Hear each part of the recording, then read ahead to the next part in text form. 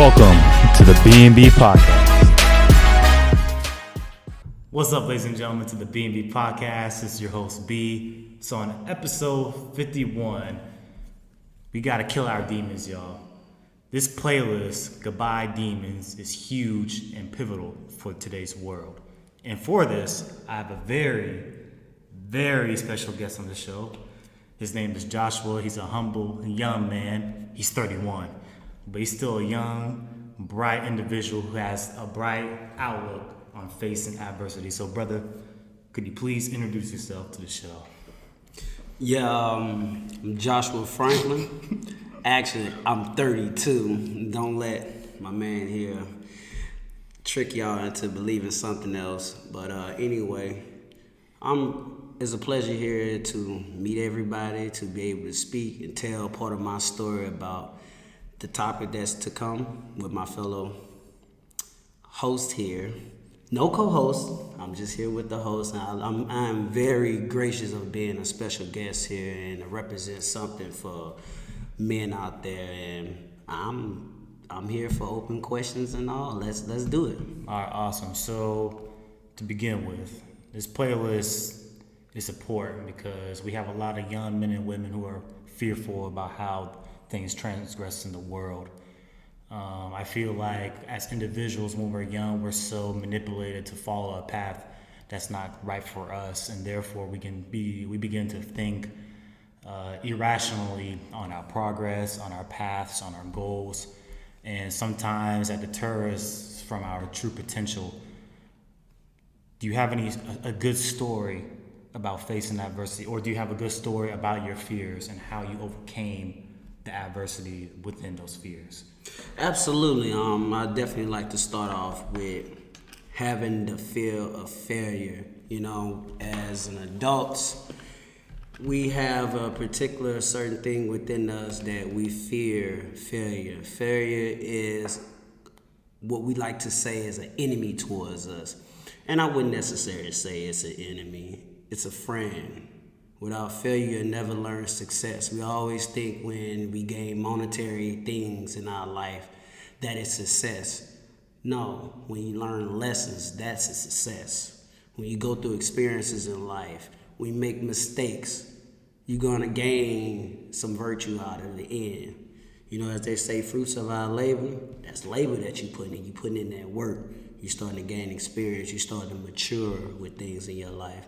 And I just like to begin off on particular things interpersonal for myself that helped me overcome adversity.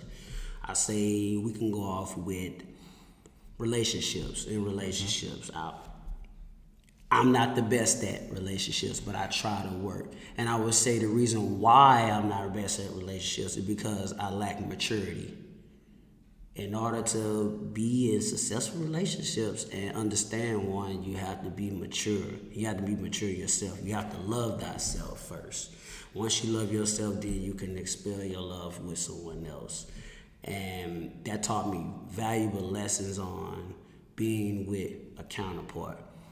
You know, you make the sacrifice of time, bringing up surprises. A particular person, they like surprises. They like to be catered to, you know, especially with men when it goes into women. Men don't have an understanding and they don't know. And what we tend to do is we think because we're a man, we could fix all problems. No, you cannot fix all problems, but what you can do, you can learn. You can ask. Nothing wrong with asking your lady, hey, you know, is this okay? Some women like that. They know now, okay, he care about my needs and my wants. Like I say, there's a few relationships in my life that I lack the maturity aspect of just the wanting to. You know, I can go into saying that, yes, all right, I like this particular lady. Well, if I like her, I need to give her more of my time. I need to put a lot of effort into her needs and her wants. And you share a bond with someone. What we tend to do as men, we think, oh, I'm a male, you know, I could just have her and I can have this lady and that. No, that's not how that works in life. Because you don't love yourself once you start trickling down that effect of being with someone. You think you love that person. No, you don't love that person because you don't even love yourself first if you feeding out there for the attention. And that's why I feel that learning that even though I had someone that was significant to me, I yearned for others' love because I like that attention due to me being younger. Now at this stage in my life, I have made so many mistakes, and as a man here says, they're not L's, they're lessons. They absolutely are lessons because they help me grow. They help me reflect and think back on the times where I was wrong, and I didn't think nothing was wrong about it. But now, since I've been away and I have enough time to sit back and reflect on the decisions I made in my life, it definitely helped me to move forward on. Move forward on what? Move forward on being more mature, being a better me, being a man, being as a man how we should approach things in our life and how we should treat others. Okay, cool. So going back to the combo, you said you craved the attention. You wanted that constant attention. Do you feel that fear derived from you perhaps being lonely? Were you afraid to be, not outside the box, but within the box? Like, what contributed to that? Yes, I definitely say that fear of being lonely. Don't no man want to be lonely. As they say, man can't live without a woman, right?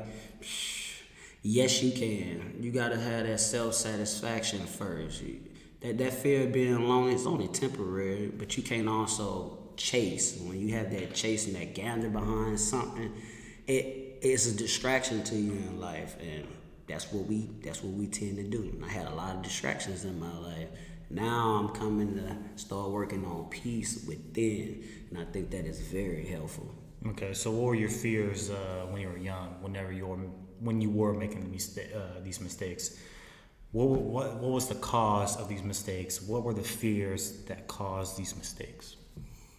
The fears that caused a mistake, I couldn't see myself just doing things. Here, I want to say I was being codependent. They like to say women be codependent. I was being codependent. I had to be with somebody. I had to be with somebody. And why is that? Maybe because it could stir up for some childhood issues, or I just seen that a man being with a woman, that helps promote him to be a better person. Now, with that being said, yes, that has some truth to it. Now, with that being said, but you gotta focus on self first. Being tied up with somebody, you never have time for yourself because you're giving all your energy and what's so not to your other. And that could be harmful because at the end of the day, you're gonna say, when I'm gonna get a break. I never gave myself a break. I never sat back and just say, you know what, man, I'm gonna think about me and I'm gonna do me and I'm gonna be all right. Nope, I always stayed tied up with a woman and chasing women, and it's exhausting. And now I'm sitting here, I'm all grayed out. Now I'm just saying, you know what, I'm gonna chill out. But I'm working on my happiness and my peace at the same time. Okay, cool. So what do you think are common fears that young people have in today's world, and why do you think they manifest? Ooh, that's a good one because, now... Because you did mention relationships. Yeah. And to go with us, we men love unconditionally. We always thrive to have a mate. But sometimes people get married too early. Sometimes they get in a relationship too early. So I think that could be, you kind of like sparked that question. That could be a common fear that somebody has, a young woman or a young man. So besides relationships, what else do you think what are other fears that are consuming us right now? The fear of not being liked on social media. That's one of the number one things as us modern style people. And that goes along into we want something traditional, but in modern times. That doesn't work. How you gonna have a genuine conversation?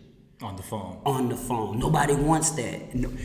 Nobody wants that. What, you want to see me right now? I'm a stranger. Can I get to know you a little bit? Talk to me. You got to stimulate the minds of some people. But we're modern. We're so fascinated on the things. On the like. Man, on the thumb. That'll get you hurt. And not even relationships. That's gonna hurt you in the long run because it's gonna drain you. You don't have time to focus on your meditation or whatever your belief system is because you're so caught up into what somebody like about you. You can't do that. You have to sit back, breathe, go take a second, sit outside, breathe, get some sunlight. Sometimes I tell myself, I gotta get out, give me some sunlight, some peace and quiet, and just cake it. There you go.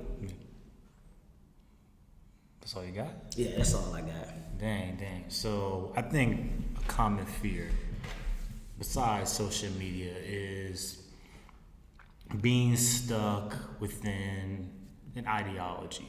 What I mean by that, I mean whatever you're thinking up here, whatever you have transcribing within yourself, what's outside yourself, because I feel like a lot of people try to force something upon you that isn't there. And we have to look back at ourselves and say, hey, is this right for us? Do we need this in our lifestyles? Do we need this for our families, our friends, our loved ones, for my brother right here? Do we need those things in our lives? Now, going back to it, those ideologies can corrupt us. They can manipulate us. They can change us. But a lot of times, your fears can be wiped out from taking a road to reality. And this is the most important thing in my opinion. As myself, as being 23, I have a hard time with escaping reality. I have a hard time going back to reality because my mind is always trying to compensate and try to collect new ways for me to feel better, for me to be the best individual I can. But sometimes being the best individual is going into the real world out there, being practical about oneself and understanding that it's going to be okay. It's going to be okay. Yep. It's going to be okay. It's going to be okay.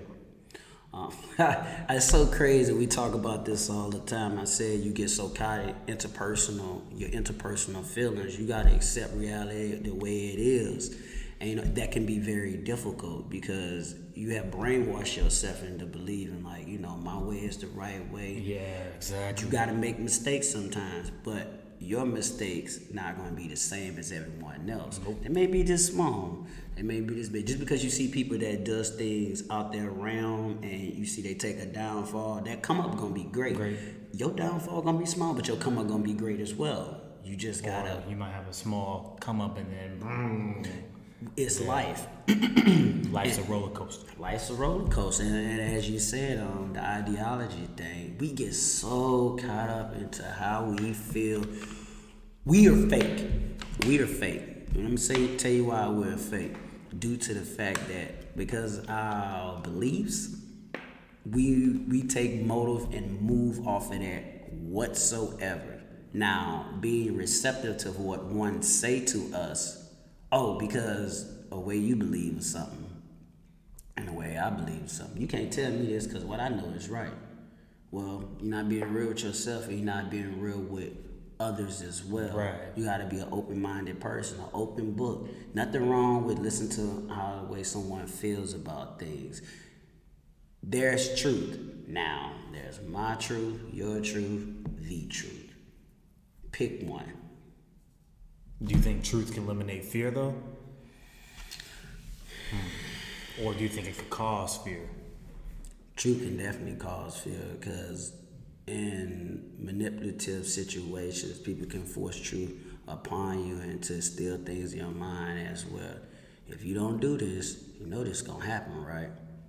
And that's consequences and repercussions. That's one of the biggest things that we have going on in the world. The consequences and the repercussions. We don't want what comes after something. Oh my God, that breaks us down because now we start to home in and feel down on ourselves when, guess what? Tomorrow may not be promised, but you got to keep pushing on. You got to be strong. You got to believe. No matter what you have going, you gotta be strong. You gotta believe. You gotta push yourself. Having that perseverance and overcoming it, that adversity is a mug. I'm not even gonna lie. We done all been there. So, what you gonna do? The ball is in your court. Okay, so you're giving the ball to these ladies and gentlemen. What are the fixes they can bring to the table? From personal experience or something that you might have read, something that you might have gained, what are the fixes to overcome adversity? It's a book. Correct me if I'm wrong. Robert Greene, Mastery of Self. If it's not Robert Greene, I definitely know it's Mastery of Self, 48 Laws of Power. We'll post that within this YouTube channel in the description for y'all. Yeah, But please continue. do. I just want to be right. I may be wrong on that, but I know Robert Greene. He got some good knowledge out there, and it helps for self. We don't never think about things that help fix us. Mm-hmm. When something's out there to help fix you, get out there and get that knowledge. Take it. No matter which way it forms. Ain't nothing wrong reading something different out there. Just because I like to read books about knowledge all the time doesn't mean I can't read a book about fantasy. You know, people who write fantasy books, they got some of the best creative minds out there. They sat down here and wrote a book this thick out of imagination. Come on now, that tell you something. You have The Art of War, great book too. Strategize. You gotta strategize. Yep. Yeah, I like that. Hey, that works, man. Ooh, you got me on the spot right here. Got that. I got some. What else I got? I'm gonna double back up on you now because you got me. But those some good ones. Okay. Well, those books will be in the description for y'all. But I think one fix that we can use to face adversity and to conquer it is if y'all play God of War Ragnarok is coming to. There's a part where Kratos says, in the moment of crisis, panic fears us. But also he says, don't let it consume you. Use it. Channel it. Let it become you. And within that, I think, why are we panicking? Why are we being fearful of something? Don't let panic get to your head, because one day it's going to drive you crazy. It's going to consume you, and it's going to, like we were talking about the roller coasters, instead of you going up, it's going to keep you going down. And I think the one thing to do is shut off everything from your past, shut off everything that you think might happen in the future. Because for one, if you think too much with the past, that guilt is going to kill you. You'll be fearful because you made these mistakes, but you're not going to use those mistakes as lessons. If you are too futuristic of the uncertainty, the unknown, you'll begin to panic too because you don't know what the future will be like. So I think you got to cut off those two mediums, those two linear paths, the past and the future, to conquer adversity as well. The second way I think you can conquer adversity is to be fear itself. And go out there, do new things, explore a little bit, because being uncomfortable is going to put you in a better position than today. And what I mean by that, you're going to learn a lot of lessons. Like my man said, you're going to learn mistakes. You're going to think, oh, this wasn't the best alternative for myself. Something might happen. Oh, I could, like with skydiving, a lot of people fear like I'm going to die.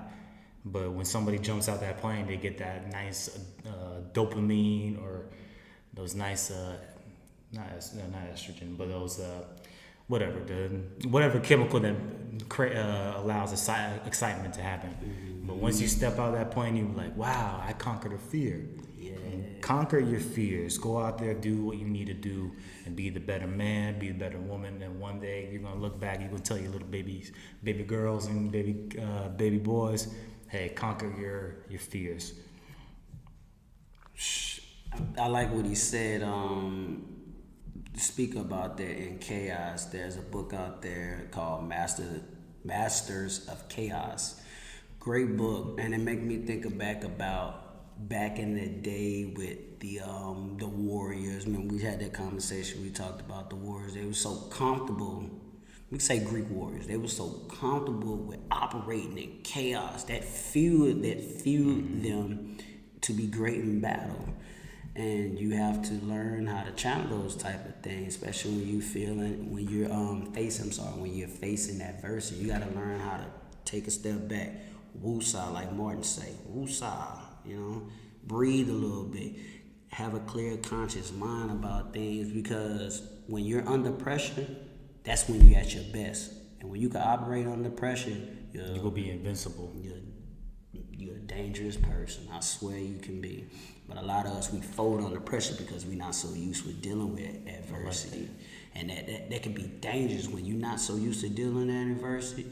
You can hurt, you're going to hurt yourself.